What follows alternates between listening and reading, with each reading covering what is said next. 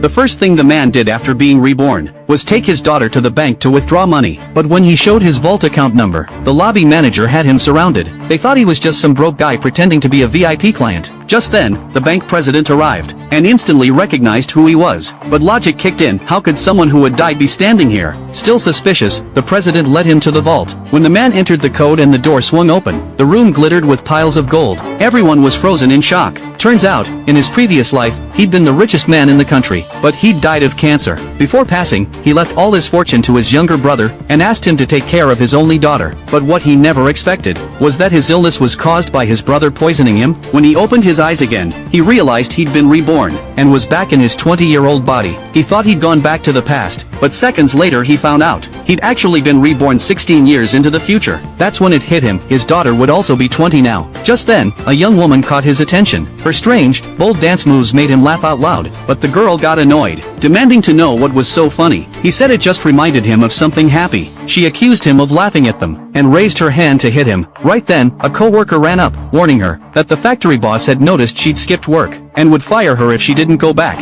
At that moment, he saw a birthmark on her shoulder, the exact same one his daughter had, but her attitude didn't match the daughter he remembered. After all, he'd left her in his brother's care, so she should have been living a good life. As he turned to leave, he stepped on her work badge. Seeing her name, he froze. She really was his daughter. Meanwhile, the girl got fired from the factory and didn't even get paid. Realizing how hard her life had been, he told her, "If you want to make money, come with me." But she didn't believe a word he said. He told her to look over there, and she saw the factory boss being removed from his position. Then he asked, "Do you believe me now?" To prove he wasn't lying, he took her to the bank to withdraw money. But once again, the manager had him surrounded. Thinking he was a broke imposter, the bank president showed up, recognized him, and was shocked. How could a dead man be alive? When the vault door opened again, the golden glow stunned everyone. The president quickly asked how he could help. The man said he wanted the president to manage his money, but right now, he needed to buy a house, one better than his brother's. The president nodded. "Consider it done." As they left the bank, his brother spotted him from a distance. Seeing that familiar face, he immediately ordered his men to investigate. Later, the girl, curious why the man brought her home, heard him ask why her uncle hadn't sent her to college, but made her work in a factory instead. She said she'd always done the hardest work at their house, eating leftovers from others, and after middle school, she'd been kicked out. Hearing that, the man swore he'd make everyone who hurt his daughter pay. He offered her a job as his assistant, but she said she wasn't educated enough. He smiled. $2,000 a month, plus room and board.